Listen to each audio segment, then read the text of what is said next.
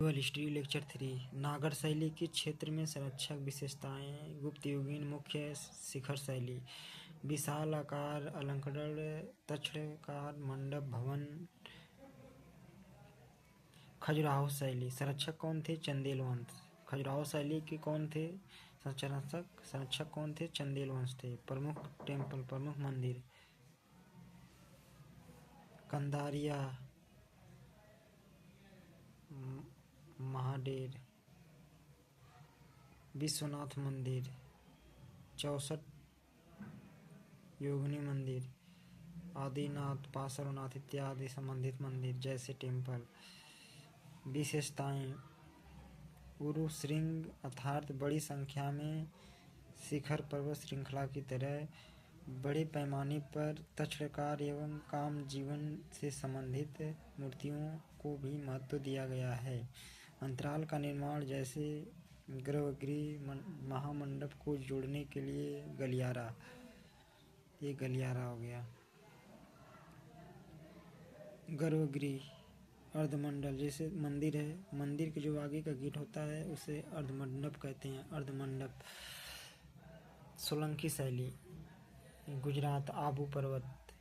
प्रमुख मंदिर, गोडसे का सूर्य मंदिर, मोडेरा का सूर्य मंदिर, सोमनाथ मंदिर का पुनर्निर्माण, रानी का वाव, राजस्थान, आबू पर्वत, दिलवारा जैन मंदिर। फेमस, बिमल शाही तीर्थकारी टेम्पल, महावीर स्वामी का मंदिर। गुजरात में शत्रुंजय यगिरी पर्वत पर जैन मंदिरों का निर्माण हुआ। विशेषताएं क्या क्या हैं? गुजरात मंदिरों का निर्माण गोल जगती पर किया गया। अधिकाधिक स्तंभों का निर्माण। दिलवारा का जैन मंदिर संगमरमर में निर्मित है। अलंकरण पर बहुत ज्यादा बल दिया गया। उड़िया शैली, संरक्षक सोम वंश। प्रमुख उदाहरण, भुवनेश्वर को मंदिरों का नगर भी कहते हैं। सबसे आकर्षक मंदिर, लिंगराज मंदिर। पूर्वी का जगन्नाथ मंदिर, कोणार्क सूर्य मंदिर यूनेस्को में शामिल है, यूनेस्को के हेरिटेज में शामिल है। ब्लैक पगड़ा। विशेषताएं। परकोटे में मंदिरों का निर्माण। कुछ मंदिरों में काम जीवन से संबंधित कुछ विषयों को लिया गया है। उड़िया शैली में मंदिर के इमारतों को स्थानीय नामों से जाना जाता है, जैसे देवुल, गर्भगृह, शिखर, जगमोहन सभा भवन को कहते हैं। भोग मंडप, जहाँ प्रसाद का वितरण होता है। भोग मंडप किसे कहते हैं? जहाँ प्रसाद बांटा जाता है। नट मंडप, नृत्य या सांस्कृतिक कार्यक्रम। नट मंडप उसे कहते हैं जहाँ नाच गाना होता है, आयोजन किया जाता है। द्रविड़ शैली कृष्ण नदी से दक्षिण में यह पाया जाता है। संरक्षक कौन है? पल्लव वंश, चोल वंश, पांड्य, विजयनगर, मथुरा, नायर। नागर शैली का विकास रुक जाएगा। नागर शैली का विकास क्या होगा? रुक जाएगा। विशेषताएं। परकोटे में मंदिर का निर्माण हुआ। प्रायः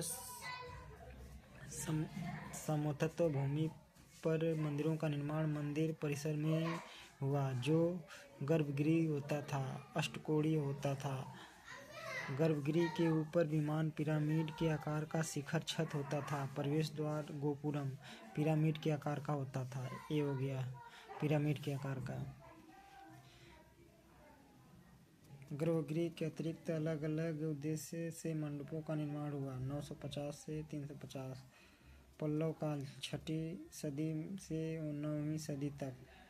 महेंद्र वर्मन शैली, 610 से 640 AD। पहाड़ों का काटकर मंदिरों का निर्माण किया जाता था।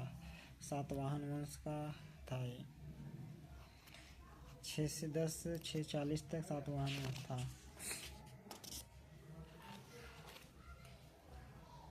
पलोरम पंचमांडव मंडप, नरसिंह वर्मन शैली, 640 से 674। पहाड़ों को काटकर मंदिर निर्माण का परंपरा मंडप इस काल में भी जारी रहा। महाबलीपुरम पंचमांडवपुरम मंडप एकास्मक पत्थर को रथ कहा जाता था।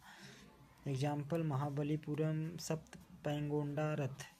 राजसिंह शैली 674 से 700। द्रविड़ स्थापत्य के विकास के दृष्टिकोण से यह काल बहुत महत्वपूर्ण है। द्रविड़ स्थापत्य से संबंधित सभी विशेषताओं से युक्त मंदिरों का निर्माण इसी काल में प्रारंभ हुआ। उदाहरण कांची का कैलाश मंदिर, महाबलीपुर मंदिर को तट मंदिर भी कहते हैं। महाबलीपुर पूरक के स्मारक भी यूनेस्को के विरासत सूची में रखा गया है, शामिल है। नंदीवर्मन शैली 700 से लेकर 800 तक। इस काल में बड़ी संख्या में मंदिरों का निर्माण जारी रहा। जैसे कांची मुक्तेश्वर एवं मंगेतेश्वर मंदिर। मुख्य मंदिर से बाहर मंडपों का निर्माण कहा जाने लगा। चोल स्थापत्य काल में मंदिर।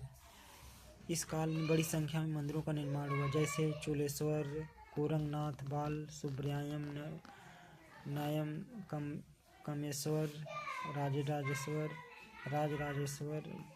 गंगईकोंड, चोलपुरम, ऐरावत इत्यादि यूनेस्को की लिस्ट में शामिल है। ग्रेट चोल थे। इस काल में मंदिर में अलंकरण पर विशेष बल दिया गया। एक तरफ तक्षणकार के द्वारा बड़ी संख्या में मूर्तियों का निर्माण किया जाने लगा। दूसरी तरफ कुछ मंदिरों की दीवारों को भित्ति चित्रों का निर्माण किया गया। एक बड़े भूभाग में मंदिरों का निर्माण। विशाल आकार की इमारतों का निर्माण। प्रायः चोल मंदिरों के एकास्मक पत्थर की मूर्ति, नदी मंडप के भी साक्ष्य मिलते हैं। ऐसा कहा जाता है कि चोल शासकों ने द्रविड़ स्थापत्य को भी पराकाष्ठा पर पहुंचाया। 14वीं सदी से लेकर विजयनगर यहाँ था। हम्पी यूनेस्को की लिस्ट में शामिल है।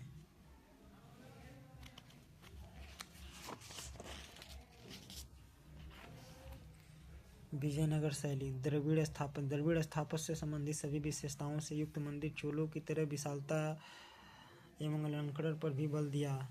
मंदिरों में अधिकाधिक स्तंभों का निर्माण। मंदिर परिसर में कुछ नए मंडपों का निर्माण, जैसे कल्याण मंडप, मान मंडप। मंदिर परिसर में राजा राजरानी की मूर्तियां भी बनाई जाने लगी। हम्पी। विजयनगर का राजधानी कई स्मारकों पर इस्लामिक प्रभाव देखे जा सकते हैं। हम्पी के प्रमुख मंदिर हैं हजारा मंदिर, विरूपाक्ष मंदिर, विट्ठल स्वामी मंदिर इत्यादि। हम्पी के स्मारक को भी यूनेस्को के हेरिटेज लिस्ट में शामिल है। मदुरै का नायक। इस काल में अपेक्षाकृत विशाल मंदिर परिसर में भी आवासीय भवन बाजारों का भी निर्माण किया जाने लगा, जैसे मदुरै का निर्माण मंदिर प्राचीन एवं मध्यकाल में। द्रविड़ स्थापत्य को संक्षेप में बताए। मंदिर स्थापत्य या द्रविड़ स्थापत्य के विकास में विजयनगर शासकों के योगदान को बताएं। द्रविड़ स्थापत्य की मुख्य विशेषताओं को बताएं। नागर एवं द्रविड़ शैली मुख्य एकांतरों को रेखांकित करें। बेसर शैली। क्षेत्र क्या था? विंध्य पर्वत कृष्ण नदी के मध्य इलाका था। संरक्षक कौन थे? वातापी के चालुक्य। राष्ट्रकूट काकतीय होयसल। वातापी चालुक्य साक्ष्य ऐहोल कर्नाटक। मंदिरों का नगर कहते हैं। फेमस टेम्पल कौन है? दुर्गा टेम्पल। मेमुती का जैन मंदिर लॉर्ड का मंदिर। वातापी बड़ी संख्या में गुफा मंदिरों का निर्माण। इसका संबंध ब्राह्मण, बौद्ध धर्म, जैन धर्म से है। वातापी के विहार का निर्माण। पट्टदकल 20 मंदिरों का निर्माण हुआ। काशी विश्वास टेम्पल, विरूपक्षी। राष्ट्रकूट में एलोरा पहाड़ियों को काटकर विहार मंदिर का निर्माण ब्राह्मण धर्म, बौद्ध धर्म, जैन धर्म से है। राष्ट्रकूट शासक कृष्ण प्रथम। कैलाश मंदिर।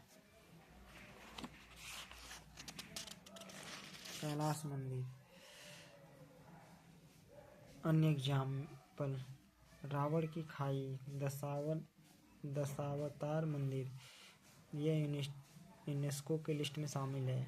अजंता एलोरा महाराष्ट्र। एलिफेंटा मुख्यतः शिव की मूर्तियां हैं, महाराष्ट्र में पाई जाती हैं। काकतीय वंश।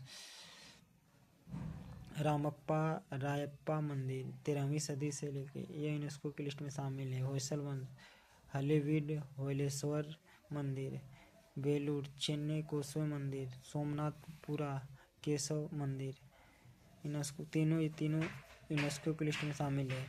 बेसर शैली में नागर एवं द्रविड़ दोनों शैलियों का मिश्रण होता है।